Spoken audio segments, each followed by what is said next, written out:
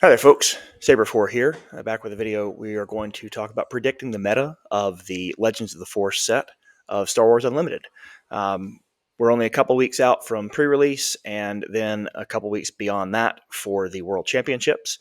We've got a little bit of PQ season left to go, but we'll just kind of talk about where we are and what we expect to see going forward. If you have not done so already, please subscribe to the channel. It really helps us out with growth. Very happy to say that we have just hit our 1,000th subscriber today. It's kind of a cool milestone to be a part of, and happy to see that happen before we got the Legends of the Force set. So if you are a subscriber, thank you very much. I do appreciate you subscribing and watching the videos. In this video, we're going to look at the end of cycle meta, talking about kind of where we are currently in Jump to Lightspeed. As a side note there, one of the few things that we've seen is a huge rise in the number of starts, not necessarily the number of conversions, but the number of starts that we've seen in the Darth Vader 4 yellow decks in the last couple of weeks. I've told you how to beat this deck in a full-length video that is on this channel. I will link it in the description. Please check that out if you are having any kind of trouble taking down Darth Vader 4. We'll look at the meta of end of Jump to Lightspeed. We'll talk about the leaders that are receiving the most help in Legends of the Force. We'll talk about the meta leaders with very little change in Legends of the Force. Which non-meta leaders received quite a lot of help. We'll look at a few potential set 5 leaders that could make a splash, and then we'll make some meta predictions. So let's go ahead and get going. End of cycle meta. We're still a week away, and there's not full data from this weekend, but the total event count that I have data for is 124 events that are 32 players or larger. There were 129 such events in set 3, but we also are compressed by the regional and sector championships, so they're a little bit backloaded here. The player count from set 2 to set 3 nearly tripled, and we went from seeing planetary qualifier events have 3,700 people to 9,500 in set 3, and then set 4 has already added another 1,000 players. We're expecting to see probably 11,000 players in the data by the time we get to the end of this cycle.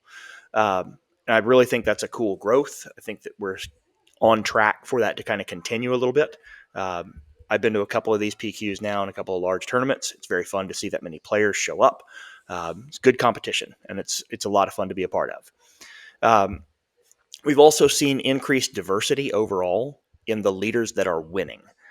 So these are post-suspension numbers, and again, these are metadata from SWU Competitive Hub, and they look specifically at tournaments that are 32 players or bigger.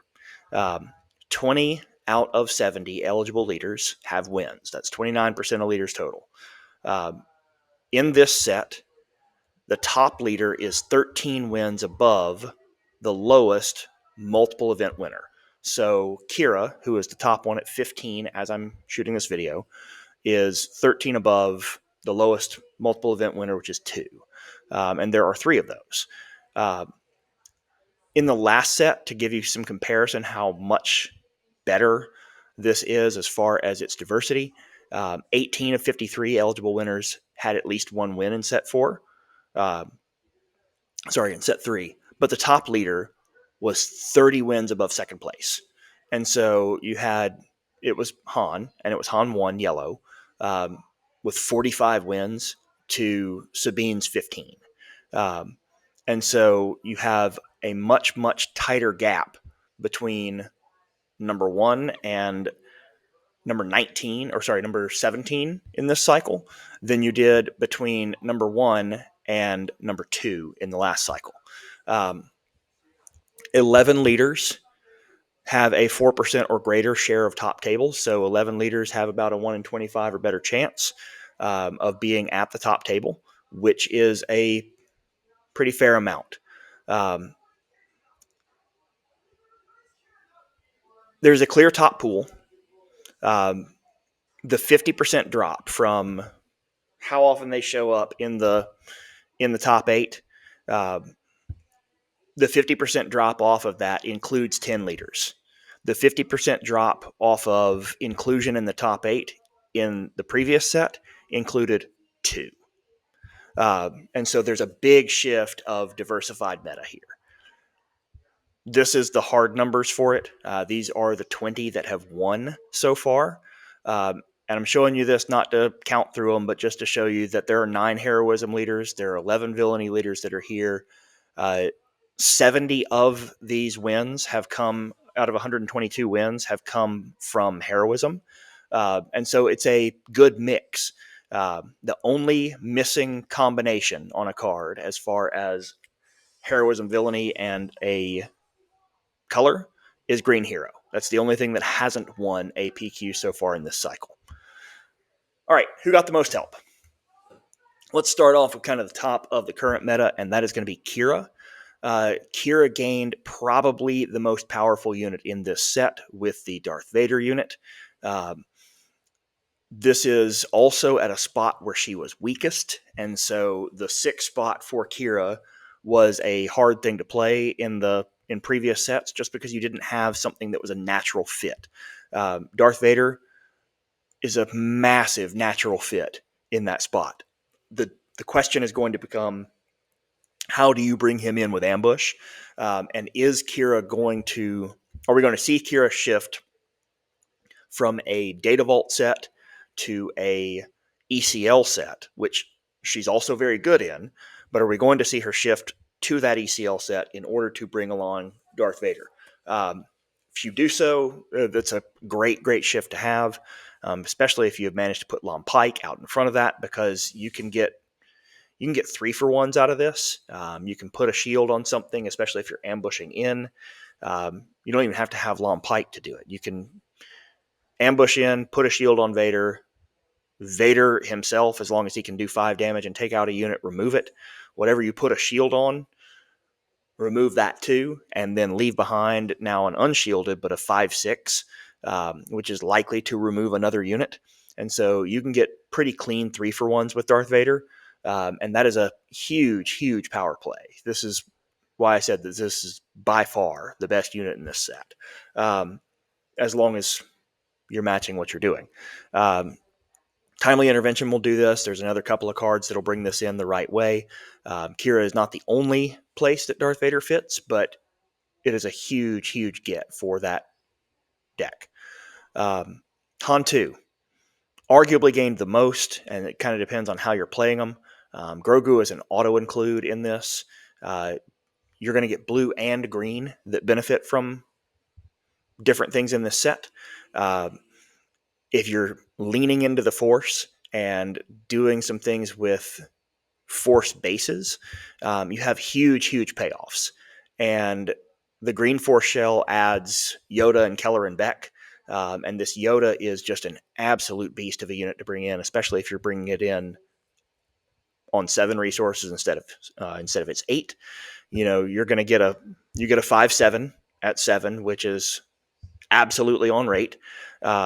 And you can use your Force token to heal 5 damage from the base and deal damage to a unit equal to twice the number of units you control. So gigantic hit for that. That is a big bomb to bring in off of a Han Green. And you bring Keller and Beck in the turn before. This is a big thing to get. The blue shell adds Ogdo Bogdo, as well as the Grogu unit, and then that puts you in the right shell to have Luke Skywalker.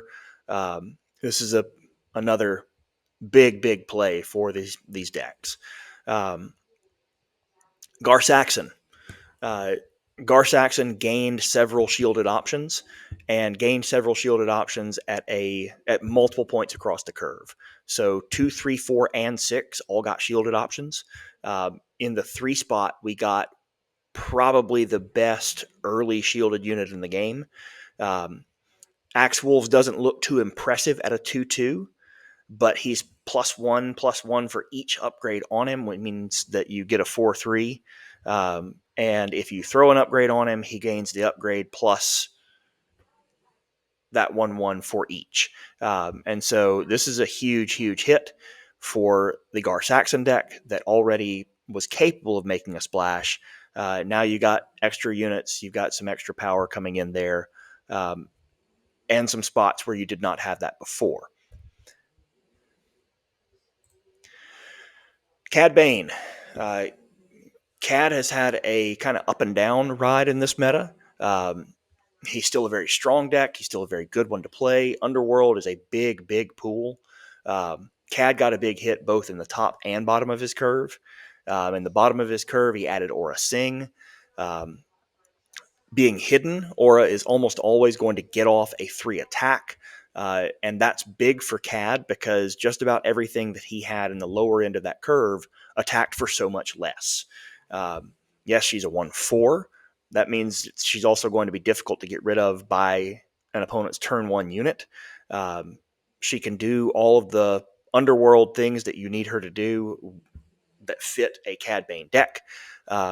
But that raid 2 means that she is going to be a much more powerful attacker than most of Cad's other units at the bottom of his curve. Cad also got Marshawn Rowe. And Marshawn Rowe is another big power play on the Cad Bane flip. Here we're able to double all friendly raid, and Cad Bane has raid 2. And so we went from Cad Bane being a 2/8 raid 2 to a 2/8 raid 4 on his flip turn if we are able to put Marshawn Rowe down with him. That also means that we've got a second lightning rod out there, one with 7 health that is, you're going to have to pick, do I target Cad Bane, do I target Marshawn Rowe? And having that and your ability to keep that leader around for an extra turn, to be able to follow it up with a Cad Bane unit, or to follow it up with some of the power plays of putting on a hotshot blaster, capturing a unit and gaining a shield.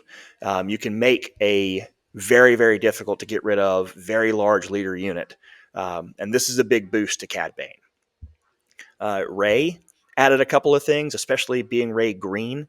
It'll be interesting to see if she shifts from the shell that she's got right now with Data Vault back down to a deck that will play Force.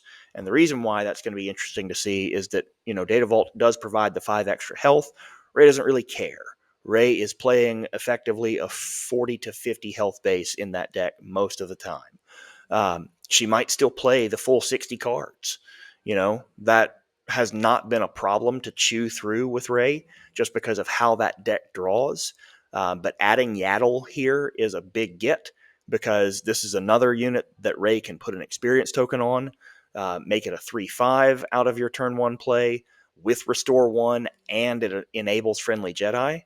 And if you are using that Force token and getting that Force token even passively to use for things like the Jedi Consular, this Consular can become as big as a 3/6. But with that action to use the Force to discount something out, makes it where Ray is very easily able to keep that ability online and now put it on curve. Because if Jedi Consular is there and you're able to gain a Force token, now you can play your bigger unit and still give experience tokens.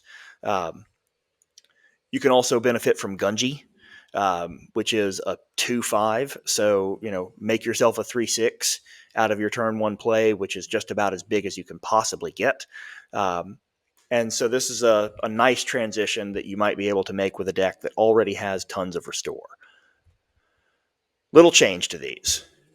Sabine, you don't really gain anything by picking up the Force mechanic and losing ECL, so I don't expect her to come off of the base pairing that she's usually got. There is very little to gain from slotting in new units. Adi here is the possible exception where she might throw something in. It's a 2/4. It's a little harder to kill, but this ability to ping your opponent's base, just their base and not yours, whenever they play an event, could be helpful. I'm not 100% sure that finds a spot, but this is also a heroism card, which means that you are not having to worry about giving up that heroism synergy for a cause I believe in. Darth Vader, the jump to lightspeed Darth Vader. This has become the most played deck in the current meta. Has the most starts. The only leader that is close to it is Han Solo from the second set, and he's only close when you combine his blue and green forms. That said, take a look at the video. This is not a complicated deck to beat. There is not a lot of space support in this set. You got Supremacy, which is a interesting theory craft. On 7, do I pay for Galactic Ambition and pay 12 damage? And if I have a fleet out there, everything is now +6/+6, and a 12/12 came in with Ambush. It's going to clear out basically anything that could be a threat to it. And then your TIE fighters are all 7/7s or 8/8s, depending on what you've got on the board. So do you end the game on this turn? But you're going to have to, because you probably paid 12 base health to do it. The other thing that they do add is a nice card here at 4. They add the Scimitar, and it's a little bit bigger than what you're putting out in most cases, but the ability to put out a ship that, when it's damaged, becomes a 6x is quite powerful. Vader can jump aboard this with it damaged, and it be an absolutely monstrous ship out there in space. And so the Scimitar is a big help to a deck that really, really was doing well already. I put Han 1 and Quinlan together because that Yellow Heroism shell uses a lot of the same things in the absence of DJ. Yes, they're very different decks. They play very differently, but their top end here is kind of what we're concerned with, because the bottom end of Yellow wasn't great unless you were leaning heavy into Force. Yes, it's something Quinlan can do, but the payoffs are kind of small. The Qui-Gon Jinn unit here is incredibly powerful and is a great target for Han at that top end. It is a very clean 2-for-1 in most cases, because you can ambush in with it. That 7 attack is going to clear out most anything on the ground in the game. And then, when he finally takes his 5th bit of damage, you're able to bounce another unit from your opponent's board. So he is going to be a 2-for-1, sometimes more, depending on what you are able to attack into. Does he find a place over the 7-cost Han unit? That tactical ability of Han unit to shoot first is going to be very difficult to displace. That Han unit has more health at 6, though he doesn't necessarily 2-for-1 things off the board. In Quinlan, that Han unit is able to get to 7 by pinging first, especially if Quinlan is on the board. But this is a good hit for that, but it's not a giant hit for them. Let's talk about some non-meta leaders. Some of these got some big help and might make a splash because of it, and it is worth kind of looking at them a little bit to see who might make an appearance just because they have a huge card or a huge little boost to their pool. Top of my list there is Grand Inquisitor. I don't think this is going to be a big riser, but you do have 3 cards here shown: the Grand Inquisitor unit, the Scythe, and Paz Vizsla, all of whom work with the Grand Inquisitor's ability and work on that curve with the Grand Inquisitor's ability, because we have a 3, 4, and 5. And this is a powerful setup. If you have the Grand Inquisitor unit on the table, when you flip your Grand Inquisitor, he comes in hidden. And so this is a big, big play to have. The Scythe here, you're not going to be able to ready the unit that attacks, because it's going to be +2/+0 for the phase, and most of these are a 3, but you can make another Inquisitor bigger by attacking with Scythe. You can ready it. You can make that Inquisitor bigger again. And so you've got the ability to make a really big swing by bouncing some damage off of this unit. And then Paz Vizsla he has double he has double grit the first time that you damage him. You're not going to be able to do it a second time because then he's going to have 7 power. But as long as you do this in double red, you're able to pop him down for 5 in that curve, do 2 damage to him, have him attack as a 7/4, and that's a big nasty play to make. Your opponents might have to attack into him as a 3/6, and if they don't get rid of him right now, leave behind a big unit that they've got to try and clear. So you can create some problems with him, even as a lightning rod, as something that they have to attack into with a couple of units at that cost. Luke Skywalker. The jump to light speed Luke Skywalker topped out in their fighters pretty early. You have a couple of fighters that are in the last couple of sets that are bigger. Most notably here, you got Kit Fisto's Aether Sprite. And this is a big hit because you can not only defeat upgrades, but this provides a fighter at 5 that is a 4/5. And that stat line itself, having 5 health on a fighter, just didn't exist. I do hope that down the line we will see some more fighters in this cost range maybe that can help out with that, because that Luke Skywalker is going to be around for a while, as jump to light speed is the first of the rotation when it happens. But this is a nice hit for them to have. Hera, Spark of Rebellion.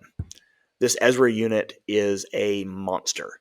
It can replace the Ezra unit that plays out cards. It's got the same stat line on it, but the ability to add experience tokens to other creatures or specters, especially if you're playing a specter-heavy deck, you don't even have to go all in on specters to be able to play Ezra, Kane, and Sabine, and put out the Ghost, put out Hera. You've got 5 different cards in there you got 4 other cards in there that can gain that experience token. And if Hera starts slinging them around as well, you can really change the math of a game quickly. As we said, that green hero shell is a pretty rare overall use. Outside of, when Leia was played early on in the game, hasn't really done that much, but here we are. Here's a possibility. And then finally, Chancellor Palpatine is my example here, though there are others. He added Anakin Skywalker. And I've talked about Anakin Skywalker at other places. I'm going to mention again here what he's able to do. Anakin Skywalker can come in, and if you are able to discard or put in your discard pile both heroism and villainy cards, this is Luke's ability and Vader's stat line on a card that comes in a turn earlier. He's also able to split that -3/-3. And so Anakin is able to come in and put 2 things, -3/-3, potentially taking 2 for 1 before he even attacks. And if you're playing him in with Sheehan Fury, this is another way that you could potentially 3 for 1, depending on what you have and how you have set up your deck. So big hit here for something like Chancellor Palpatine. Works well in Kylo Ren, works well with a few others like that, the new Kylo, by the way. All right, potential set 5s. Testing so far. What I've done with testing so far, if you build around the Force mechanic, and you build very tightly around the Force mechanic, you can reliably turn it on, especially if you're using certain units. If you're using Red Villainy, you've got several ways to bring it on early, but good grief, your Force units suck in Villainy. If you're using Heroism and you've got Yellow, you've got ways that you can turn this on by pulling a straight Force token on deploy. Again, very good, but getting that Force token online is a thing that we need to have happen, and so we need to be attacking with those Force units on a regular basis. If we're losing them, and especially if we're losing them in plays to decks that do not rely on that mechanic, we're in trouble. And so some of these abilities show potential, but that potential is also limited by that Force token. These are my kind of best 5 of what I've done. They're a little bit different from some others. This is through my testing. This is what I think is kind of the best that we've got. Mother Talzin. This is not necessarily in order. Mother Talzin with the -1/-1, and the ability to double dip on attack with her leader side. Quite strong. That's the ability to kind of rake a unit off the board that you've done some damage to, or to put that out there and then attack into something that's going to now leave behind your unit, and still take them off the board. Um,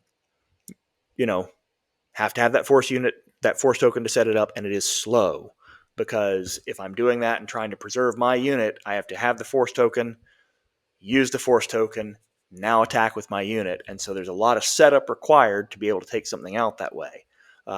And sometimes that's going to work for you, sometimes it's not. Obi-Wan Kenobi, similar, except he's giving experience tokens. So he's changing the math the other direction. But again, needs those force tokens, needs to be generating those force tokens for it to happen. Kylo I like a little bit more.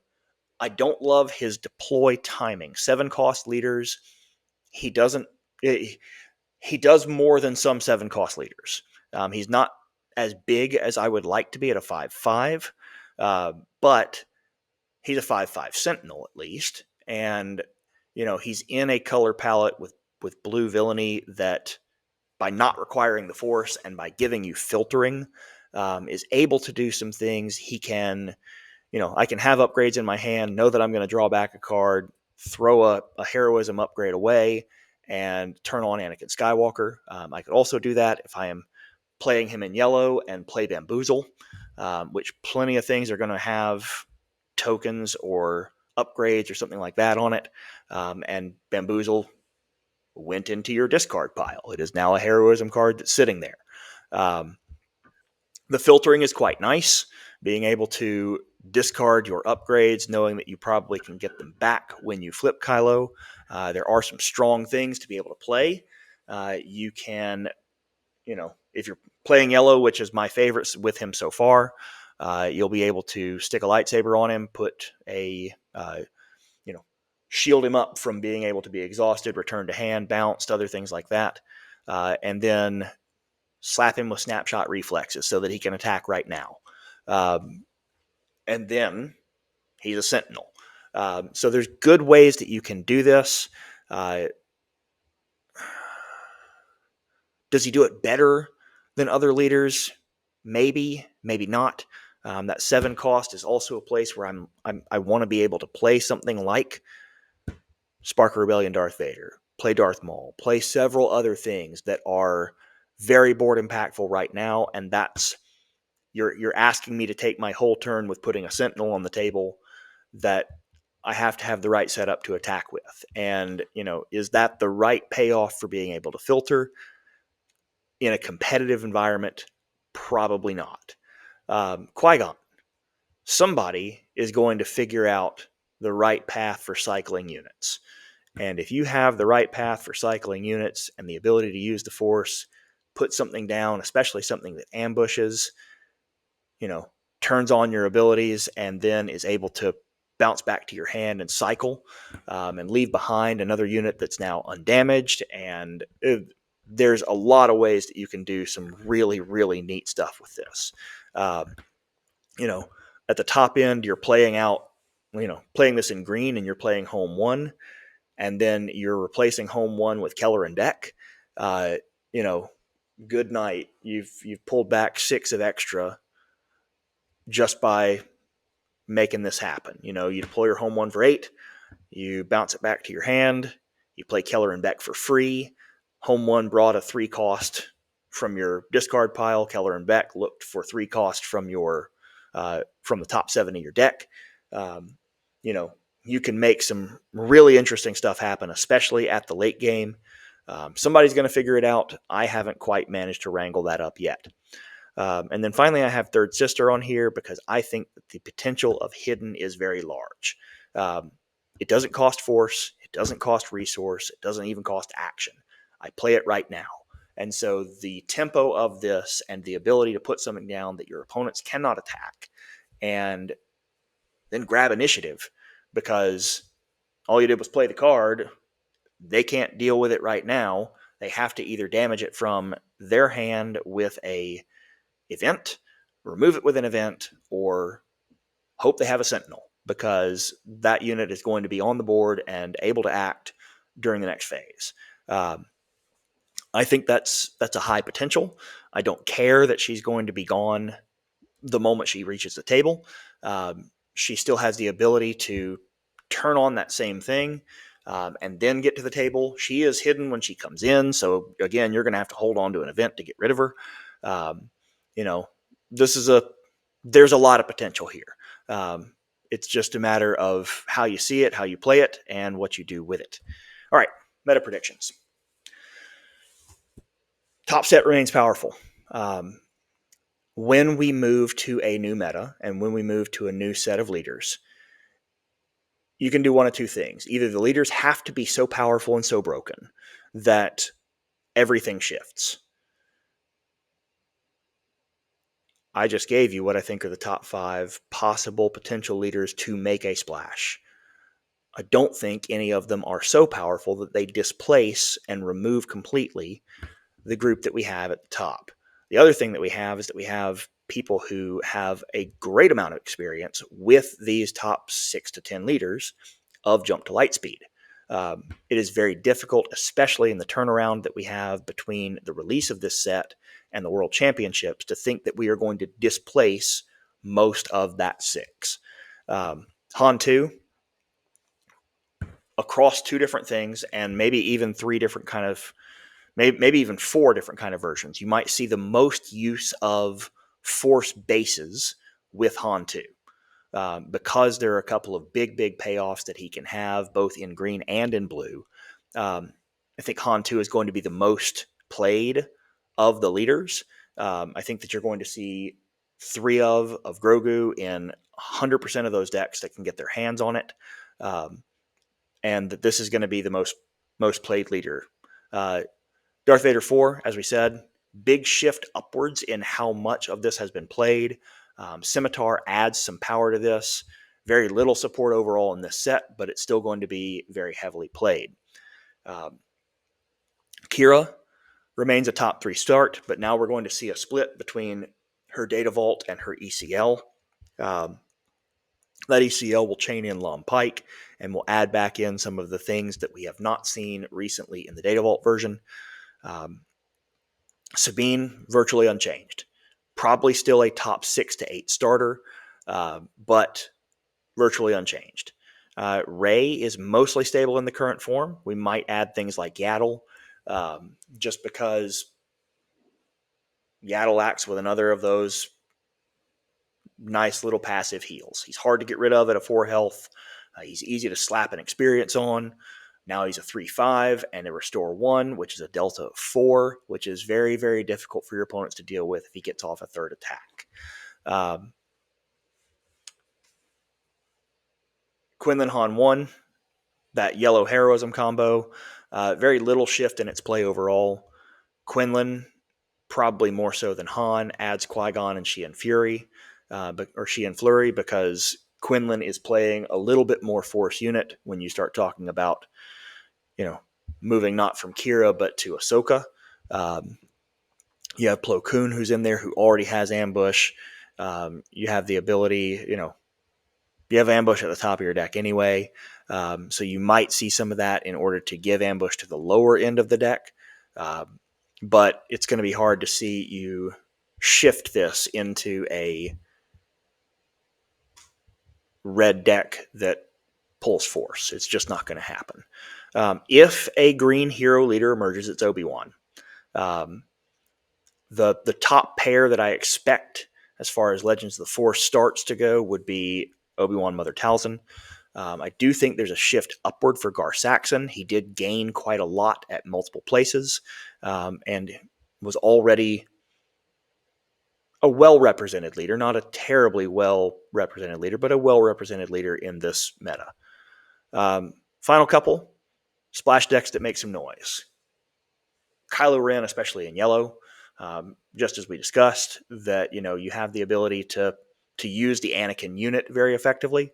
You have the ability to bring in that Anakin unit the turn they're expecting you to flip Kylo, and clear a lot of the board with Shi and Flurry, because you can now pave the way for Kylo to come out the next turn with 8 resources and a ton of things in the discard pile, to be able to set up a big massive Sentinel that swings right now. Yoda Green. Yoda Green is a great place to activate your force and be a big setup by getting payoff out of the Yoda unit. Grand Inquisitor makes a splash. He's just gotten so much help there that you can turn especially a red version of Grand Inquisitor into a really fast aggro deck. And those are always played. Someone will try it. Someone's going to try Revan. Especially if there's a showcase on the line, somebody's going to try it. Anyway, that's our predictions for the meta for the start of Set 5. We'll keep looking at some decks and some ideas as we go along. I will leave some links to videos in the show notes here, and we will see you guys next time.